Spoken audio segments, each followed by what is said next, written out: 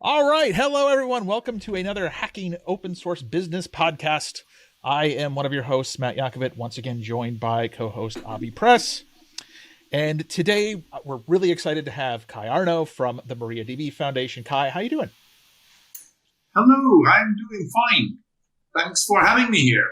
So Kaj, how's the weather there? Warm for being Munich and February, so it's over 10, and I don't know how much that is in the local units that you happen to use in your country. Yes, always difficult when we do translations. 50 degrees Fahrenheit for our U.S. folks. Look at that. Avi has it on the tip of his tongue. He did the calculation for us. That's always great. So, Kaj, we wanted to start with some rapid fire questions and get them out of the way to get things rolling. And so this is something that we've started doing recently at the beginning. We used to do it at the end, but we found that in the beginning, it gets the energy flowing. So we decided to start with these questions. And the first one that is going to make you scratch your head is, what was the first Linux distribution that you ever installed? Slackware. Hey, that was mine too. That was mine too. Yes. The good old days of Slackware. So nowadays, you're probably not running Slackware. I'm guessing. No. Correct. But you are probably running several different pieces of open source software. What is your favorite go-to piece of open source software outside of MariaDB? What is the favorite tool in the open source space right now? So I don't know what really qualifies in sort of your definition set, but favorite piece of software, and it is open source, is Python. Oh, lovely. So you're doing a lot of hacking on Python now, huh? Well, yes, I was for so long. Well, first off, I started as a programmer, and I didn't use Python. I used the last one I really was developing a lot with was, I know this sounds weird, but it was Delphi. And then I moved into management, doing less and less programming, and ended up doing no programming. And I also swapped operating systems to use Mac OS, so I couldn't use the usual ones that I had been using on Windows. And then I realized that the human being, which has grown up as a developer, for mental sanity, needs to do some programming. And Python was the right one for that, because it's so beautiful and slick, and it sort of keeps me safe. Fair enough.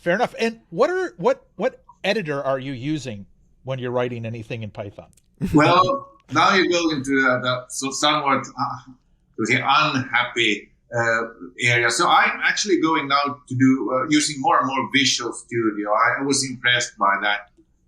I went through a period where I was using TextMate or something, anything that was line based, and I realized that yes, Visual Studio is a good one. It really increases my productivity, because if you do hacking very seldom, then learning a new IDE will take time away from the mental sanity aspect of actually doing the fun thing, which is coding. It's not fun to learn a new or a different editor and go to the next place where the next bug is. No, it's not. But Visual Studio Code has been a good thing for me. Oh, well, that's cool. And, back in the day when you started, what was your first job in tech? I was with the IBM Finland library. My father used to work for IBM since the 1950s, and I followed that. And then I wanted as a teenager to have a summer job.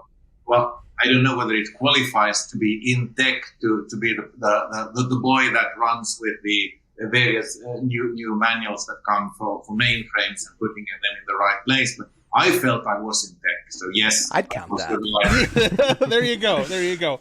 Yes, we all have those first interesting jobs. Mine was I was a scanning imager technician, where I had to scan documents for an insurance company. So that was my. Well, that was tech. Yes, it was. That was tech. It was a piece of technology to scan it, right? So it must be. Now, Kaj, as you've gone through your career at MySQL, at MariaDB, over the last 20 years, is there a company that you've looked to and admired, whether it's in the open source space or not, as a company that you wanted to emulate or bring some of the business practices from? That's a really tough one. That's one where I don't have anything bubbling up in my head. I think they've changed over the years. So I would bring up Microsoft as an example of something that was somewhat of an object of hatred or fear. I don't know which one at certain points in time, and then turning around a lot. So if I want to single out a company, that would probably be it. I don't know whether it really answers your question. But. No, that's totally fine. There is no right or wrong answer for these. It's more about hearing what is in your head. Speaking of what's in your head, what is the last book you read? I keep reading several books, and now I'm reading one by Hans Gumbrecht, which is about Germany after 1945, or actually 1948 when the guy was born.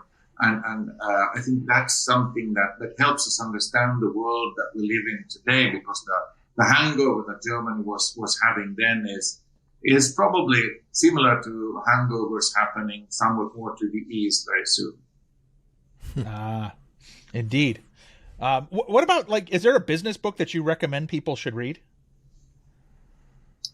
So there's one which is very old that I do recommend, and that is Writing Winning Business Proposal by, I forgot his name. So there's like one book that explains how to structure the process of document writing so that you can actually land a deal of some kind. And I think that's a very good one too. If I take the ones that are in English.